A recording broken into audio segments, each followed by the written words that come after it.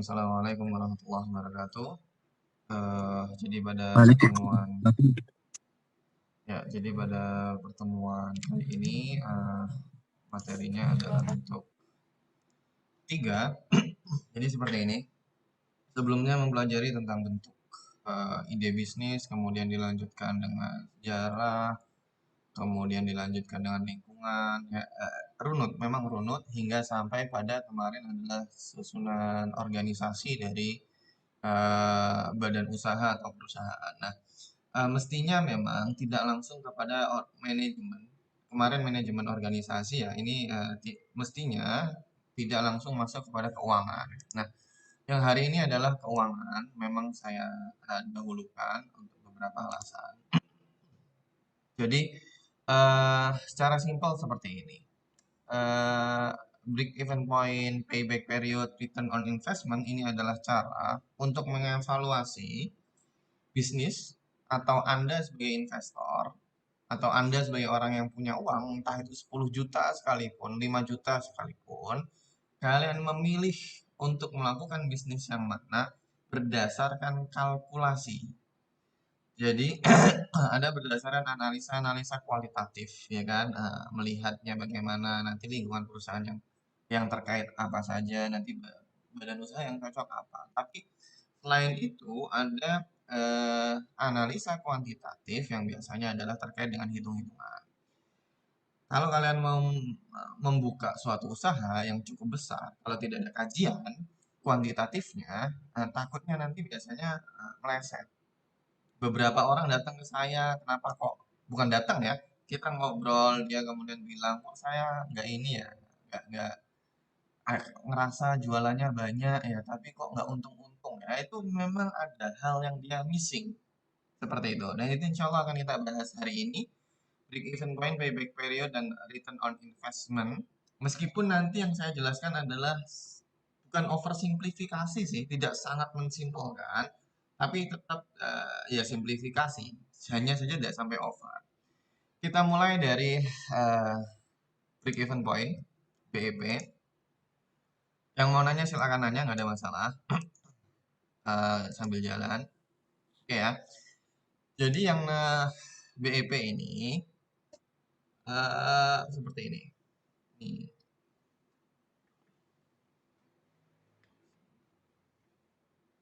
Jadi BEP ini kalau kalian bikin bisnis jualan, oke? Entah itu jualan jasa laundry, setrika, atau air minum galon isi, saya membahas yang di sekitar kita ada aja. Atau warung-warung bakso atau bahkan jualan cilok, Anda itu seharusnya untuk menganalisa bisnis, seharusnya menghitung berapa sih saya harus jualan dalam satu hari biar nggak rugi. BEP ini adalah titik di mana kalian tidak rugi dan tidak untung. Titik impas. Oke, titik balik modal. Yang artinya, kalau saya modal sekian puluh juta, saya jualannya adalah air minum galon isi, maka saya harus mengkalkulasi bahwa dalam satu hari minimal saya mengisi 35 galon misal. Maka di sini sudah saya cantumkan artinya atau maksudnya, kalau kalian punya bisnis modalnya 20 juta, BEP ini fungsinya mencari unit, jumlah unit. Jumlah unit. Yang harus dihasilkan dalam sehari atau dalam seminggu atau dalam sebulan tergantung nanti bagaimana kalkulasi agar balik modal. Karena kalau kurang dari itu seakan-akan kita dapat uang banyak, tapi padahal itu tidak menutupi sama sekali modal awalnya. Seperti itu. Nah, maka kalkulasi ini menjadi sangat penting. Sampai sini dulu yang penting paham di maksud dan fungsi BEP. Ada yang tanya?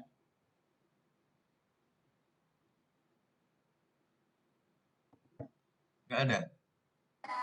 Belum, Pak. Ya, oke. Jadi itu BEP. Maka karena BEP sekali lagi saya ulangi, gimana caranya biar tidak untung tidak rugi. Padahal di satu sisi kita tahu bahwasanya ini kerangka berpikirnya, namanya untung, keuntungan itu adalah pemasukan dikurangi pengeluaran. Benar ya? Itu untungnya untung 5.000 karena masuknya 15.000, jualnya 10.000. Sorry. Harga aslinya 10.000, jual 15.000, harga asli 10.000. Oke. Nah, maka dari itu pemasukannya 15, pengeluaran 10, maka profitnya kan 5.000. Tapi yang kita cari ini kerangka berpikirnya, yang kita cari adalah gimana caranya profitnya itu nol. Artinya tidak untung, tidak rugi. Sehingga kalau mempunyai pemasukan 10 juta, maka pengeluarannya 10 juta juga, baru profitnya itu nol. Kalau saya modal 20 juta untuk bikin untuk beli alat air minum tadi, oke? Maka pengeluaran saya, itu pengeluaran saya, maka pemasukan saya harus 20 juta juga. Biar saya itu paling enggak tidak rugi, paling enggak balik modal saja. Oke? Maka ini hanya bahasa Inggrisnya saja. Maka berarti kan kita mencari gimana caranya profit sama dengan nol. Nol kan? Atau gimana caranya pemasukan itu sama dengan pengeluaran. Ini hanya matematika saja.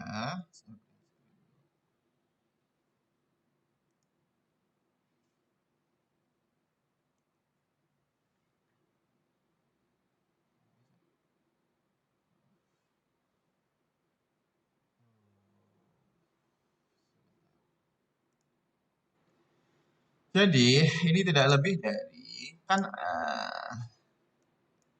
ini ya kan profit mana tadi? Profit itu gimana caranya? Nol. Pemasukan sama dengan pengeluaran. Maka secara matematika sangat simpel. Profit sama dengan nol, berarti kan nolnya adalah ya profit itu sendiri.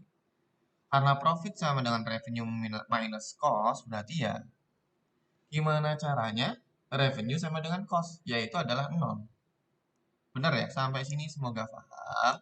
Sehingga ini hanya matematika yang angka nol ini. Maaf saya tidak bisa pakai coret-coretan. Karena saya mencoba kok gagal.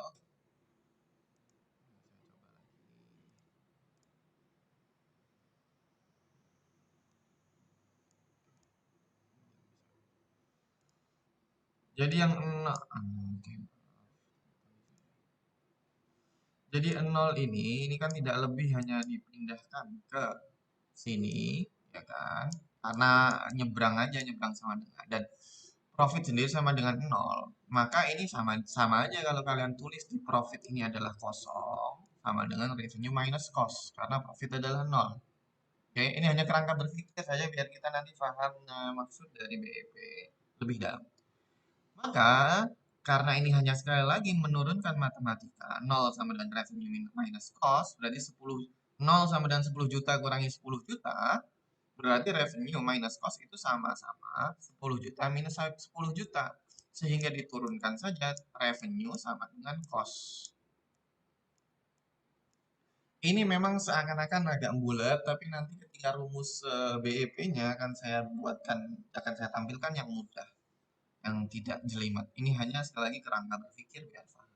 Nah, total revenue sama dengan total cost. 10 juta sama dengan 10 juta. Yang perlu difahami bahwa yang namanya total cost itu terdiri dari dua. Oke. Jadi yang namanya total cost atau pengeluaran kalian itu terdiri dari dua yang nanti akan saya jelaskan lebih detail. Ini satu, ini dua. Satu adalah fixed cost, satu adalah variable cost. Satu adalah biaya yang pasti kalian bayar. Dua adalah harga asli, gampangannya dalam tanda kutip, harga asli dari barang tersebut. Kalian jualan air galon, oke, itu paling berapa? 500 rupiah. Itu namanya kita sebut dengan variable cost, yang nanti akan saya detailkan. Di sisi lain, namanya revenue, kalau kita turunkan, penghasilan itu apa sih? Pemasukan itu apa sih? Jumlah jualan, jumlah unit jualan, ya kan? Dikalikan dengan harga, ini RP. Harga jualannya berapa? Jumlah yang terjual berapa? Jualan air galon tadi sehari dapat 50. Harganya di enggak 5 ribuan mungkin ya. 50 unit kali 5 ribuan dapat 250.000. Ya. Nah, 250.000 ini pemasukan dia. Pemasukan dia, kalau dia nggak mau rugi, oke, tidak mau rugi, maka minimal itu sama dengan jumlah pengeluaran ini. Oke, nah variable cost juga ada outputnya, itu nanti akan saya jelaskan lebih lanjut. Sampai sini dulu paham tentang kerangka berpikirnya. Ada yang tanya? Nggak ada? Baik, kalau nggak ada yang tanya, saya lanjutkan. Nah, ini adalah kerangka berpikirnya. Kerangka berpikir ini, kita harus memahami fixed cost dan variable cost-nya. Maka, saya melanjutkan dengan pembahasan fixed cost dan variable cost. Satu, apa itu variable cost? Variable cost itu secara gampang, biaya yang berubah sesuai dengan jumlah output. Misal, gampangannya, bahasa kasar gampangannya, variable cost itu adalah harga asli. Kalau kalian jualan ayam geprek, harga aslinya kalian jual harga 15.000, kan pasti kalian punya kalkulasi harga asli. Harga aslinya misalkan di 10.000. Nah, harga 10.000 itulah biaya yang disebut dengan variable cost atau biaya per unit output. Kalian mempunyai pabrik roti. Satu roti itu kalian jual 3.500. Tapi kalian kalau kalkulasi dari tepung, dari apa namanya, gula, telur dan lain-lain, kira-kira 1.500. 1.500 itulah biaya per unit output. Yang kalau si tukang galon tadi, oke, tidak memproduksi galon pada hari Senin dia masuk, hari Selasa tokonya tutup. Hari Selasa kan dia nggak produksi air galon. Artinya dia tidak mengeluarkan biaya ini. Karena dia tidak memproduksi apapun. Pabrik roti. Hari Senin, Selasa, Rabu tiap hari masuk. Hingga sampai kepada Lebaran. Lebaran dia tutup 1 minggu.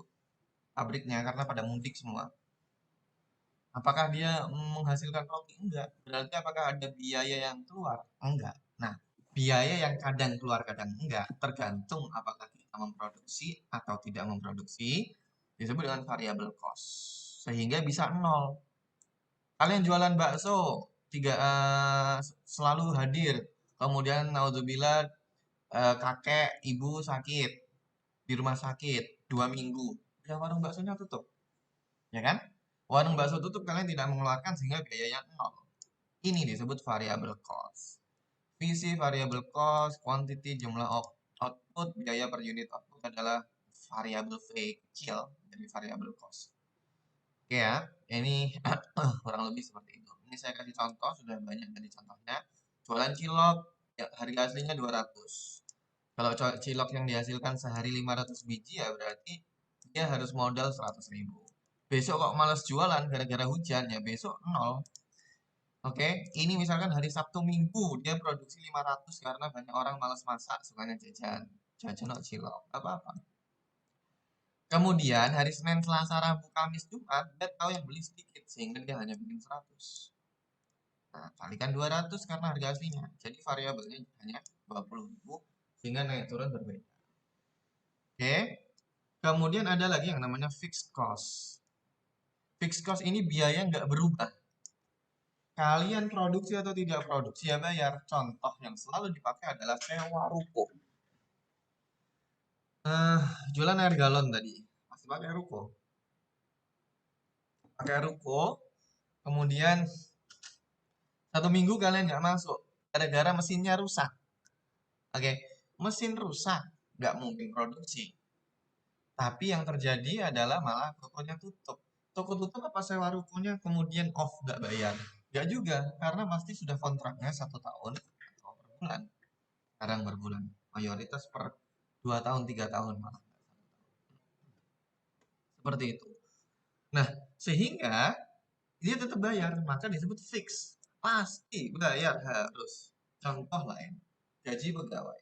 Buka warung Padang, punya pegawai 2. Oke. Kemudian karena corona, awal Maret dulu harus tutup sekian minggu. Ya gajinya Kalau secara profesional dibayar kan ya, tapi ini force major bisa jadi pada nggak bayar. Atau taruhlah ada demo di depan warung makan Padangnya.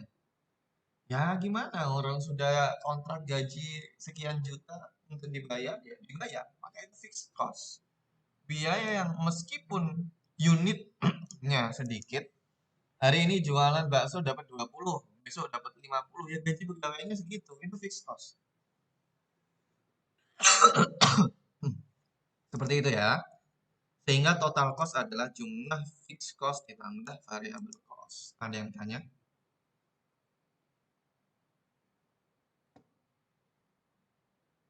Nggak ada? Saya nunggu ini. Kalau nggak ada yang tanya, alhamdulillah. 5, 4, 3, 2, 1. Baik. Nah, itu tadi kerangkanya. Maka kemudian bagaimana Pak menghitungnya? Menghitung tadi sebenarnya bisa diturunkan dari kerangka. Sudahlah, nggak usah selesai repot-repot menurunkan dari kerangka. Pakai aja yang ini. BEP unit. Artinya, berapa jumlah produk yang harus saya hasilkan per hari? Jumlah. Ada BEP rupiah, nanti akan kita bahas. Nah, ini rumusnya biaya tetap dibagi harga per unit. Harga per unit ini sales, oke. Yang di sebelah sini yang di kerangka, harga. Nah, price ini mestinya ya, bukan sales ya. Terjemahannya kurang tepat. Kemudian itu harga per unit, price. Biaya variabel per unit atau bahasa kita tadi adalah variable cost. Sehingga kalau kita ada soal seperti ini, warung bakso yang agak elit, jualan satu mangkoknya 20.000, menengah lah, ini nggak elit-elit banget. Kalau elit ya 20.000 ke atas ya. Satu mangkok itu harga jualnya dia 20.000. Tapi hasilnya dia cukup modal 10.000. Jadi ngitung so simple, terlihat sangat simple, harga 10.000. Tapi sebenarnya kan kalkulasi. Saya kalau belanja daging ke pasar 5 kilo itu bisa jadi berapa mangkok bakso. Ya kan, kemudian ada kuahnya, saya perlu bikin kaldu itu bahannya apa aja, berapa harga. Dan lain-lain, harga biaya produksi yang kadang kecil-kecil itu tetap harus dihitung. Gas, itu harus dihitung mungkin per mangkok. Atau mau dipindahkan kepada biaya lain, biaya tetap. Itu terserah ya. Itu bagaimana cara menghitung, yang penting dibuat sepresisi mungkin. Sekali lagi ini contohnya adalah eh, contoh simpel. Karena pada praktiknya akan lebih lebih eh, lebih rumit dari ini, karena warung bakso sekalipun sekarang biasanya sudah sama mie ayam, tambahannya kerupuk, tambahan minumnya dan lain-lain ya. Dan ini menyimpulkan. Kemudian sewa tempat 20 juta per tahun, gaji pegawai 4,5 juta per bulan, pegawainya 3 mungkin 1,5 jutaan, atau 2 juta dan 2,5. Biaya lain 1 juta per bulan yang mungkin tadi gas dimasukkan biaya tetap ya. Ada hal-hal lain yang dimasukkan biaya tetap. Kemudian modal awal 70 juta kalau dalam kasus warung bakso, mungkin gerobaknya, meja, kursi, kulkas daging, dan kios ya, pancinya yang besar dan lain-lain ya. Mungkin di sekitar 70 juta. 70 juta ini udah besar, cukup besar untuk modal sekedar warung bakso. Oke, maka saya akan kalkulasi. Tergantung saya mau membuat kalkulasi per hari atau per minggu untuk BEP-nya. Oke, kadang per hari ini terlalu sulit, kalian mikirnya terlalu susah, lebih enak per minggu. Tapi untuk contoh saya buatkan per hari. Sewa tempat itu 20 juta per tahun, artinya satu hari 55.000. Boleh dihitung, kalau salah boleh betulkan. Kemudian gaji pegawai 4,5 juta, itu kan per bulan. Per harinya 150.000. Biaya lain ya yang tadi itu dimasukkan, kemudian ada 33.000 per hari. Modal awal 70 juta dengan asumsi bahwa saya mau balik modal ini dalam 1 tahun. Oke, maka 70 juta bagi 365 hari. Kalau mau 70 juta ini dibagi menjadi hanya 6 bulan, boleh. Sangat amat boleh. Tergantung kalian menghitungnya. 70 juta Pak, saya misalkan ambil pinjaman dari Bank BNI Syariah, pembiayaan. Eh, saya nggak mau lama-lama Pak. Saya kemarin kontrak akadnya di 6 bulan. Ya silahkan. Jadi ini dikurang. Nah, jadinya hanya 183 hari. Ya, dibagi 183. Oke. Maka total pengeluaran biaya tetap atau rumus yang ini, yang biaya tetap ini diambil dari mana? Ya jumlah seluruh biaya tetap yang mana aja? Sewa tempat, gaji pegawai, biaya lain, modal awal per hari. Modal awal ya. Yang dihitung Pak. Harinya saya pindah. Itu 430.000 per hari. Oke. Nah, jadi ini 430.000 adalah biaya tetap. Maka kita lanjutkan ke ngitung. Biaya tetap sudah dapat 430.000. Harga per unit sudah dapat 20.000. Tadi kan jual baksonya. Biaya variabel per unit sudah ada 10.000. Maka BEP per unitnya adalah 430 dibagi 10.000 alias 43 unit mangkok bakso per hari. Interpretasinya bagaimana? Interpretasinya adalah jika pada hari Senin kalian, bukan sebelum ke sana, jika kalian dapat kurang dari 43 kali 20.000 kan gede, 860. Kalian merasa, oh, saya kalau dapat 40 mangkok lah misal ya, nggak nyampe 43. Saya dapat berapa tadi? 40 kali 20, 800.000 sehari. Merasa gede. Saya kalau jualan tiap hari 800.000, 30 hari, bisa 24 juta, benar ya? 24 juta, 800.000 per hari. 30 hari 24 juta. Gede juga ya. Dia mikir ke sana sudah gede. Padahal lupa bahwasanya kalau berdasarkan hitungan dia masih minus 3 mangkok bakso. Oke, dia masih minus 3 mangkok bakso untuk dikatakan balik modal. Dia udah ngerasa dapat banyak, dia naktir kawan-kawannya, dia ngajak keluarganya jalan-jalan, liburan, dia belikan anaknya apa dan sebagainya, padahal kalkulasinya masih meleset. Karena apa? Karena yang dibutuhkan bukan 40 unit mangkok bakso yang seakan-akan besar tadi nominalnya. Dibutuhkan 43 dalam satu hari. Contoh lain. Hari Senin dapat jualan cuma 30. Hari Jumat dapat jualan hanya 30. Hari Sabtu dapat 70. Sorry kebanyakan ya. Ya. Hari Sabtu dapat 50. Oke. Wah, banyak banget nih dapat 50, sebelumnya cuma dapat 30. Kalau di total dalam 2 hari dia cuma dapat 80. Padahal butuhnya 86 unit mangkok bakso dalam 2 hari itu. Kan salah. Dia hari Senin libur, oke? Artinya dia berhutang dalam di hari Senin enggak 43 juga karena biaya per unitnya hilang ya. Karena dia tidak jualan maka nggak ada apa? Nggak ada variabel cost yang dikeluarkan. Seperti itu. Jadi kurang lebih ini hitungannya kurang lebih ke sana 43 unit mangkok bakso jika jualan per hari dengan kalkulasinya adalah 365 hari. Jika kalian ada libur tidak 365 hari full, maka kalian harus spare. Misal ya, kalkulasinya jangan 365 hari, kalkulasinya 330 hari nanti karena mungkin ada data libur dan sebagainya, sehingga nanti BEP-nya akan berubah. Kalau dibaginya berkurang. Atau 300 hari, 2 bulan mungkin jaga-jaga dan 2 bulan libur. Nah, nanti akan BEP-nya akan berubah. Satu harinya berapa ya. Jadi seperti itu. Maka jangan tertipu dengan jumlah yang banyak. Atau kalau kalian pakai jasa travel atau jasa apapun, sulit Pak kalau ngitung unit.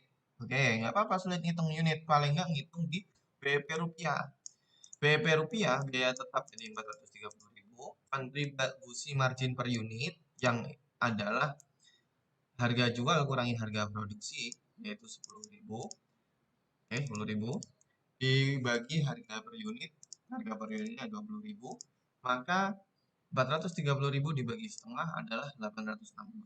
Atau gampangannya adalah 43 mangkok dikali harga per unit sama aja. 860.000. Jadi kalian kalkulasi. Oh, saya ini kayaknya apa namanya yang jasa ya. sulit untuk ngitung unitnya, yang ngitung paling nggak rupiahnya. Sehari pokoknya saya harus dapat 860.000. Oke? Ada yang ditanyakan sebelum latihan itu?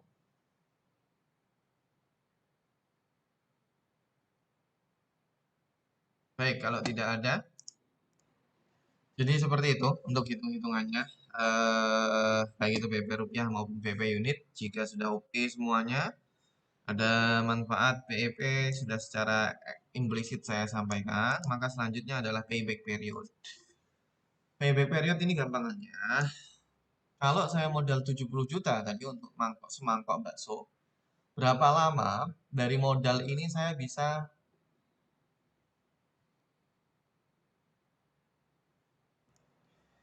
Jadi payback period itu tidak lebih dari, kalau saya modal 70 juta, saya bayar, eh, saya akan dapat uang 70 juta itu kembali berapa? Bukan untung loh ya. Saya ngasih investasi 70 juta, saya kan harapannya untung dari 70 juta ke 80 juta, 100, 200 juta, ya kan? Kan harapannya seperti itu. Tapi kemudian payback period ini menghitung 70 juta itu saya balik full kapan. Maka payback period ini digunakan investor untuk menimbang sekian pilihan investasi. Apakah saya investasi di emas? Apakah saya investasi di tanah? Apakah saya investasi di pasar modal? Oke, itu kalian hitung payback periodnya. Salah satu indikator payback period. Karena ada banyak sekali NVP, IRR, MIRR, dan lain-lain banyak sekali. Nah, payback period sekali lagi, satuannya adalah waktu. Berapa bulan, berapa hari, berapa minggu. Oke. Yang dibutuhkan untuk menghasilkan profit yang menutupi modal. Sampai sini, ini pemahamannya dulu sudah. Ada yang tanya terkait payback period. Saya lanjutkan aja lah. Ini. Jadi kan kalau rumusnya adalah modal awal dibagi harus kasih tahun, jadi ini sangat simpel. Saya kasih contoh dulu. Ada perusahaan A, saya investor, saya punya pilihan perusahaan A atau perusahaan B.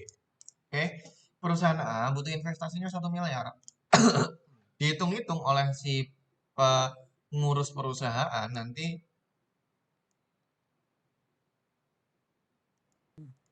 Jadi seperti itu. eh ada dua pilihan perusahaan, 1 miliar investasinya, satu lagi investasinya 400 juta. Ya, tapi yang satu meskipun 1 miliar, untung 250 juta. Ya, yang satu karena mungkin investasinya 400, jadi baliknya cuma 200 per tahun.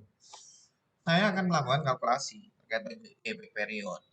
Maka saya kalkulasikan 1 miliar bagi 250 juta. Artinya karena setiap tahun dapatnya 250, berarti kan baliknya 4 tahun. Nah, payback periodnya ini 4 tahun.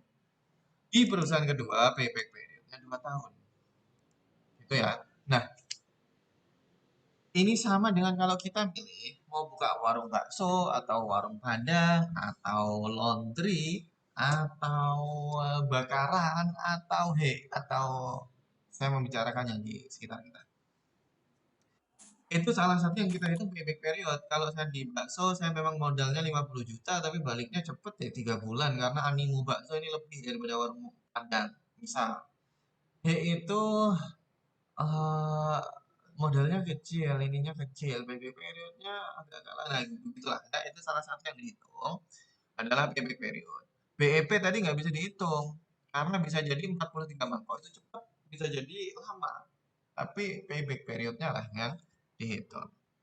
Nah, kemudian jadi eh dalam kasus warung bakso tadi ya, itu harus ada beberapa angka yang di-generate lebih dulu atau ditentukan lebih dulu. Satu, yang paling penting adalah proyeksi penjualan. Berapa sih optimis dalam sehari atau berapa sih optimis dalam sebulan? Maka misal kalian ketika datang ke kalian nggak punya uang, minta bapak kalian, Pak saya mau bikin warung bakso. Bapak kalian pinter, ya kan? Ah, ini untung nggak? Kalian lebih pintar lagi. Gini Pak, saya punya proyeksi penjualan 50 mangkok per hari, sehingga payback periodnya sekian. Nah itu, kalau mau nyari proposal ke ayah kalian. Nah, 50 mangkok per hari itu adalah proyeksi, artinya saya ngitung realistis. Maka kita optimistis di 50 mangkok per hari. Itu average, artinya mungkin kadang 45, kadang 65, kadang sekian. Ya, pokoknya saya hitung-hitung 50 mangkok lah per hari. Atau ganti 40, atau ganti berapapun. 50 mangkok sehari untuk warung bakso yang standar nggak rame-rame banget itu sangat amat realistis 50 mangkok. Kalian cek aja warung bakso mana. Kalau per jam dia dapat 5 mangkok. Dia buka 1 jam 5 pelanggan itu dikit banget ya. Kemudian dia buka selama 10 jam, buka jam 8, buka jam 9 pagi, tutup jam 9 malam. Itu 12 jam. Berarti buka jam 11 siang, tutup jam 9 malam. Oke, itu 10 jam. 1 jam 5 mangkok itu sangat amat realistis sekali. Oke. Dengan modal yang tadi kita sebutkan di atas itu kurang lebih segitulah memang. Jadi ya ini hitungannya agak-agak semi-semi real gitu ya. Nah, dihitung 50 mangkok per hari ini harus kita generate dulu, kita angka optimis di berapa? 50 mangkok per hari, taruh.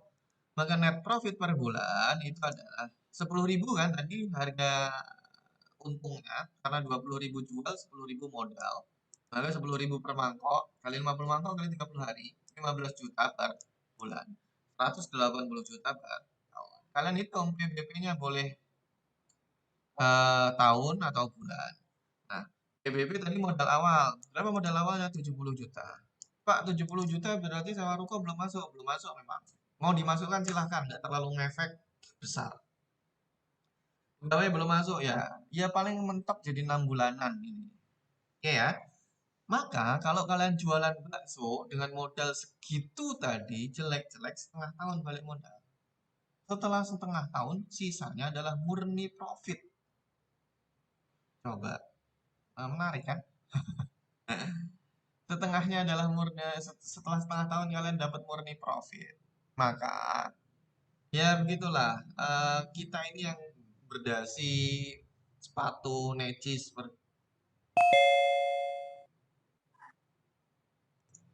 hingga memang yang tadi yang berdasi rapi itu kadang yang ngantor tiap hari seakan-akan wangi ya kan, bau kantor parfum gitu ASEAN. Nggak lebih dari mereka yang jualan bakso. Kalian hitung sendiri, ini kita sama-sama sedang menghitung. Setengah tahun, 1 tahun per bulan dapat segitu.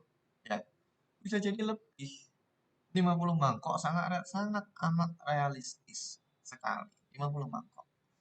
Maka seperti itulah pergi ke warung soto. Soto itu per jam banyak sekali lah. Maka Mas Badan sekalian, manufaktur itu memang menarik sektor manufaktur. Nanti kan kita bicara. Oke, ini PBB ada yang tanya. Beres? Baik. Jika tidak ada yang tanya, kita lanjutkan. Oke, kemudian kita akan menghitung satu lagi, return on investment. Ada banyak sekali kok, saya cuma sampaikan sekian ya, nggak apa-apa lah, sedikit aja. Return on investment adalah, gampangannya, saya investasi 100 juta dapat untung berapa persen? Satunya adalah persen. Saya investasi 100 juta, dalam 1 tahun bisa untung berapa persen? 5% kah? 10% kah? Dan lain-lain. Oke? Maka investor profesional akan pasti ngitung-ngitung. Dia pasti pinginnya investasi di yang ROI-nya besar. 10%, 12%, 13%, 20%. Pasti nyari yang ke sana. Ketika mempertimbangkan investasi. Tapi ada kalau masuk ke bidang finance yang lebih dalam, ada adjusted dengan risk.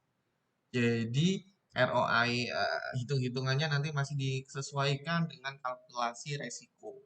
Nah, ini kan ROI ini murni untungnya. Padahal di balik untung ada kemungkinan rugi itu nanti bisa dikalkulasikan lebih lanjut untuk menghitung rugi kemungkinan ruginya. Maka intinya adalah ROI menghitung dalam dengan 100 juta dalam 1 tahun. Saya untung berapa persen? Kalau kita pakai hitungan yang bakso tadi, net return on investment adalah untungnya kalian tadi. Ini ada yang coret-coret ini. Mohon maaf ini tolong dihilangkan. Siapa yang nggak sengaja nggak mencet. Net return on investment tadi modal. Sorry, untungnya. Jadi kalau untungnya tadi 15 juta per bulan atau 180 juta per tahun, berarti itu untungnya. Kalau saya modali 70 juta, satu tahun saya dapat 180 juta. Itu namanya untungnya. Oke? Ini untungnya. Cost of investment adalah modal kalian berapa? Dikali 100% untuk membuatnya, mengenerate-nya menjadi persen. Maka di sini ROI-nya per tahun 257%. Kok besar sekali? Yes, gitulah. Besar sekali ini 21,5% per bulan. Kenapa saya bilang besar sekali? Anda punya uang 100 juta. Deposit ini kan salah. Deposit rate. Ya. Kalau kalian punya uang 100 juta, kalian tabungkan di bank dengan tenor 3 bulan, deposit fix time deposit, deposit berjangka atau mudharabah yang produk banknya adalah deposit berjangka. Kalau mudharabah kita tidak tahu berapa ya, tapi kurang lebih tidak terlalu jauh beda dengan yang ini. Maka 3 bulan kalian tabung, itu kalian cuma dapat 3,5%. ROI kita bicara, 3,5% dibagi 3. Karena 3/12 dari 3,5%. Karena kan 3,5% ini per tahun. 3,5% ini per tahun. Duitmu berapa? Duit kalian berapa? 100 juta. Rugi. Rugi kalau kalian berani, punya keberanian, punya insting bisnis, punya kemampuan manajerial yang bagus, taruh rugi. Kalau kalian tidak punya manajerial yang bagus, cari orang yang bisa memanage, cari orang yang mau ambil resiko, kalian invest di situ, bikin warung atau apa, memang bisa hilang uangnya, tapi that's business, ya kan? Dan kalkulasinya yang kayak kita sampaikan tadi, ini 21,5% ini per bulan, 257% ini per tahun, artinya 2 kali lipat memang. 70 juta itu kan 140 juta. Ini 2,5 kali lipatnya per tahun. Maka orang-orang yang kantoran, yang ya begitu wangi dan rapinya mereka, seperti saya juga termasuk pengajar. Nah, mesti bahwa lebih sejahtera dalam hal material, kesejahteraan dalam Islam dipandang dari banyak aspek. Tidak mesti lebih sejahtera dalam hal material, seperti itu. Orang-orang yang kipas-kipas sate, ya itu bisa jauh lebih seperti itu. Jadi ini ROI fungsinya untuk mempertimbangkan antar investasi. Ada yang ditanyakan?